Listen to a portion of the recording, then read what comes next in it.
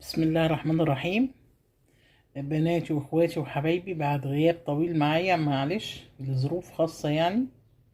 النهاردة ان شاء الله حبايبي هنعمل ايه؟ دبابيس الفراخ زي كنتاكي. فدي الدبابيس غسلتها طبعا، صلوا على النبي عليه الصلاة والسلام. دي الدبابيس غسلتها واهي، وقطعتها بالسكينة، جرحتها بالسكينة عشان الايه التتبيلة تدخل جواها. جيبي الدبوس يعني مفصول من المفصل نهائي، وشرطي الفرخة كده من الجنب بحيث ايه تشرب الايه التتبيلة عبارة عن ده لبن، ودي البهارات اللي انا هنحطها عبارة عن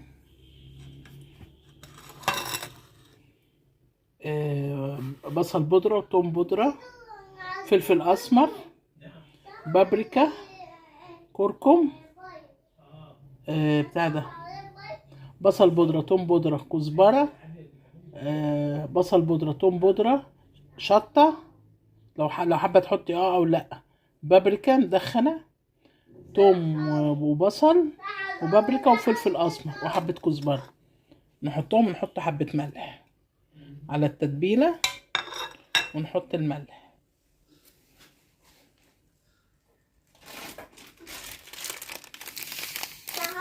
حوالي معلقتين ملح، نقلبهم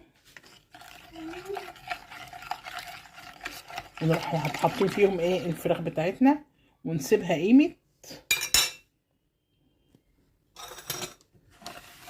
3 ساعات. عفوا عشان الشطة.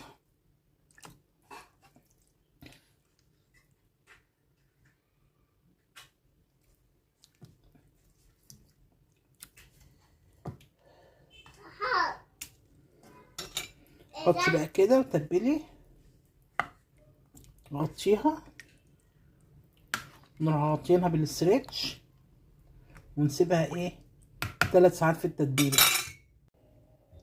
بعد ما نقعت اهيت، بعد ما نقعناها شويه بتوعها، جهزنا ايه، جهزنا نفس التوابل اللي هي عباره عن كركم، فلفل اسمر، بصل بودر، توم بودر، حبه ملح، هنحطهم على الدقيق.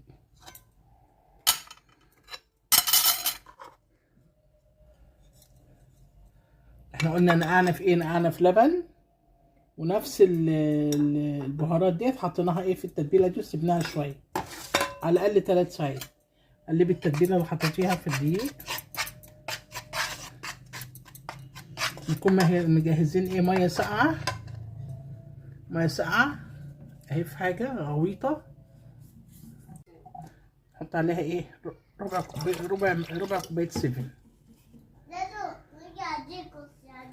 ناخد الدبابيس نحطها في الدقيق،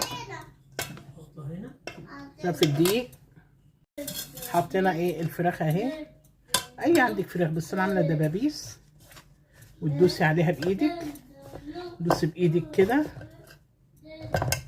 نفضي بسيط، تحطي في الميه ورجعي تاني للدقيق، رجعي للدقيق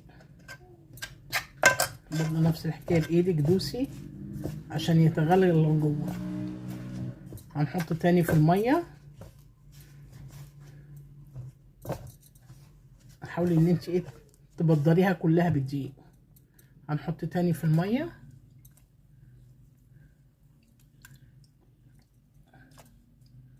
تروح حطها تاني في الدقيق.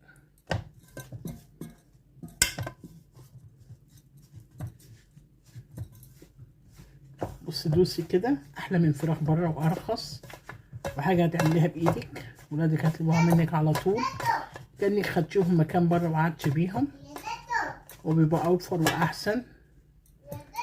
نحطها في طبق ونعمل باقيهم. ولعنا على الزيت، الزيت سخن، نحط بقى ايه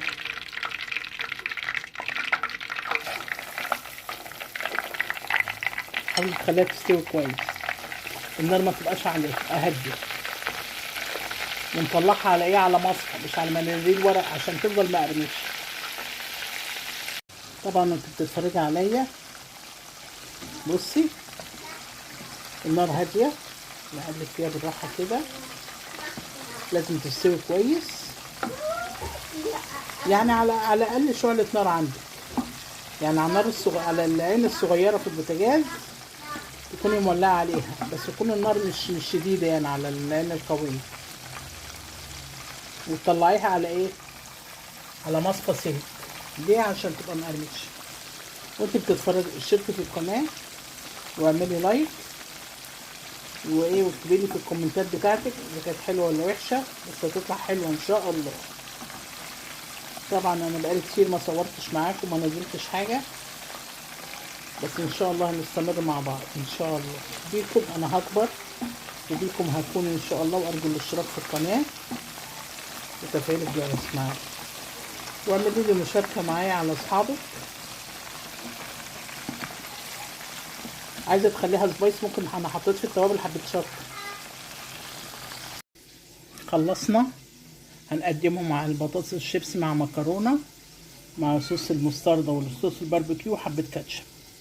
والف هنا، ودوسي لايك واعملي لي مشاركه على القناه، وشكرا لكم على المتابعه.